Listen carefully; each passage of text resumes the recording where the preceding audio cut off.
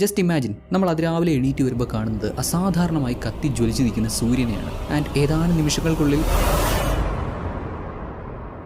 Actually ഇങ്ങനെ ഒരു സംഭവം ഉണ്ടായിട്ടുണ്ട്. 830 സ്ക്വയർ മൈൽസിൽ കുറഞ്ഞത് 80 മില്യൺ മരങ്ങളെ തകർത്ത് കളഞ്ഞ ഹിരോഷിമയിൽ ഉണ്ടായതിലും വലിയൊരു സ്ഫോടനം. സംഭവം 1908 ജൂൺ 30 ടങ്സ്കാ റിവറിനടുത്താണ്. 50 മെഗാ ടൺ വിസ്ഫോടന ശേഷിയുള്ള എക്സ്പ്ലോഷൻ. ദ ക്യാച്ച് ഈസ് മനുഷ്യനിർമ്മിതമായ ഒരു വസ്തുവുമല്ല ഇതിന് കാരണം. ചില തിയറീസ് പറയുന്നത് ഭൂമിയുടെ സർഫസിൽ നിന്ന് ഏതാണ്ട് ഒരു 5-10 കിലോമീറ്റർ മുകളിൽ വെച്ച് കോമറ്റ് പൊട്ടിത്തെറിച്ചതാവാം, അല്ലെങ്കിൽ ഏതെങ്കിലും ആസ്ട്രോയിഡ് മാക്കേറ്റി സ്പീഡിൽ സഞ്ചരിച്ചതാവാം എന്നൊക്കെയാണ്. ഈ സ്ഫോടനത്തിന്റെ ഷോക്ക് വേവ് യൂറേഷ്യയിലുള്ള പല സീസ്മിക് സ്റ്റേഷനിലും റെക്കോർഡ് ചെയ്യപ്പെട്ടിട്ടുണ്ട്.